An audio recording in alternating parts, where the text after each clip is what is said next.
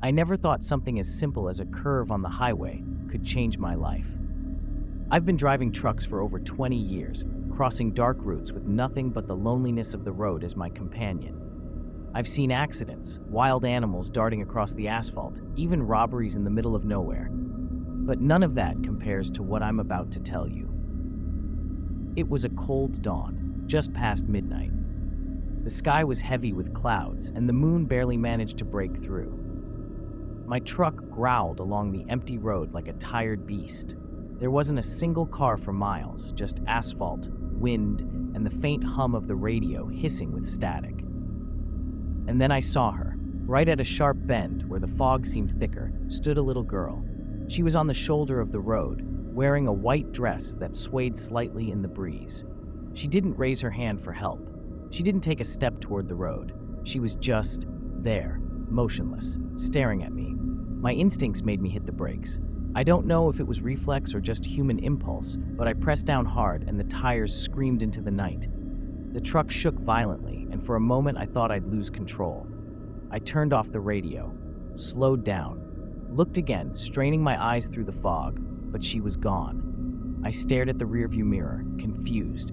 My heart hammered in my chest like a sledgehammer. I could swear on my life I had seen that girl, that white dress standing by the road. Not even a second passed when I felt movement beside me. I turned my head. She was sitting in the passenger seat. The door hadn't opened. There was no sound, no metallic creak, nothing. She had just appeared there. Her face was pale, her lips a cold shade of blue and her eyes empty. She didn't say a word. She only looked at me with a smile so faint it seemed forced. That smile was the worst part. It didn't belong to a child. It felt borrowed, as if something else had pressed it onto her face. I swallowed hard. My hands were slick with sweat against the steering wheel. I didn't know whether to stop or keep driving. And the most disturbing thing was, I couldn't stop glancing at her. Every time I blinked, she seemed a little closer to me. The air inside the cabin grew colder, and I could hear my own breathing echoing as if I were trapped underwater. I tried to speak, but my voice cracked. "Are you okay?" She didn't answer. She only tilted her head, still smiling. The road stretched endlessly ahead, as though I had entered some tunnel with no way out.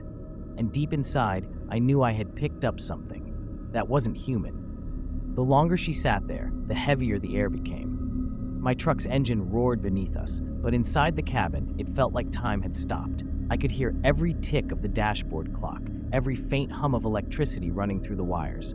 And still, she didn't move. Her smile never faltered.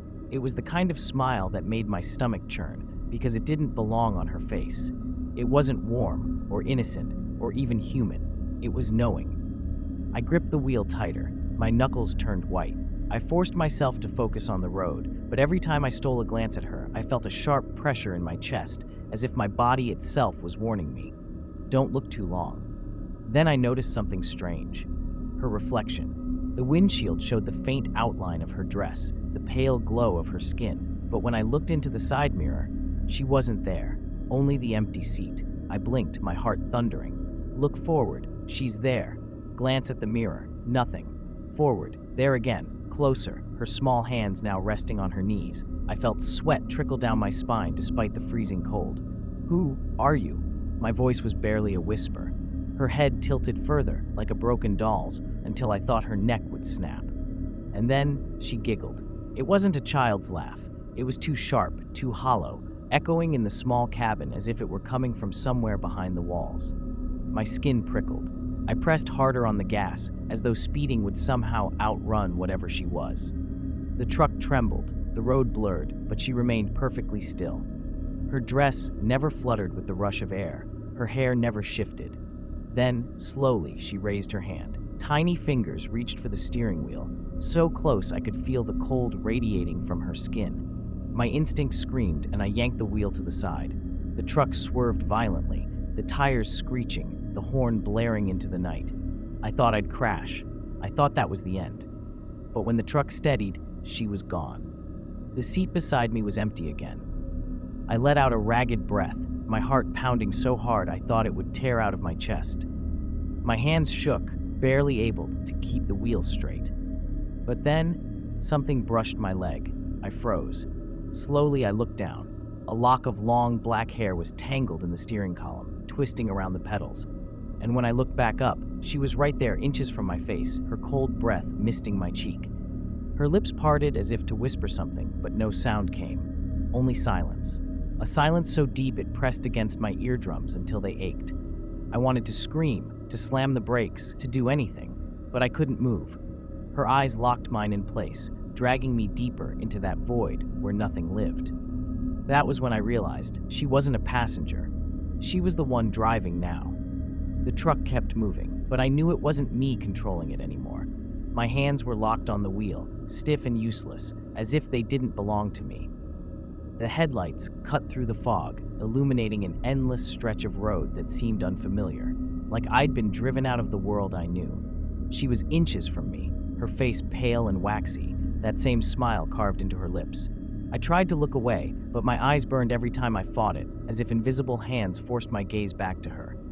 "Stop," I begged, my voice cracking. "Please, just stop." Her smile widened. The cabin grew unbearably cold. My breath turned into frost hanging in the air. The dashboard lights flickered, dimmed, then surged back with a sickly glow. And then she leaned closer. Her hair, black and tangled, brushed against my arm. The strands felt wet, sticky, like they'd been soaking in blood. I wanted to throw up. The truck suddenly jolted, as though we'd hit something, but there was no impact, no sound outside, only the sensation of rolling over something soft, fragile. I gritted my teeth and forced my eyes back to the road. There were children, dozens of them, standing in the fog, all in white. Their faces pale, eyes hollow, watching silently as my truck barreled toward them. I slammed my foot on the brake, but the pedal went straight to the floor. Nothing. The truck didn't slow. It only went faster. The children didn't move. They didn't even flinch. "No," I screamed. And then, impact. The headlights shattered through their bodies, but there was no sound, no blood, no screams, just mist, like running through smoke. My chest tightened, my vision blurred. I realized they weren't standing there. They were inside. The cabin was full of them now. Small bodies pressed against the windows, hands clawing at the glass, pale faces inches from mine, their smiles stretching wider and wider until their cheeks tore. I was surrounded, smothered. And through it all, she never moved. The first girl, the one in the white dress. Still smiling, her eyes fixed on me, as if everything else was only a shadow she commanded.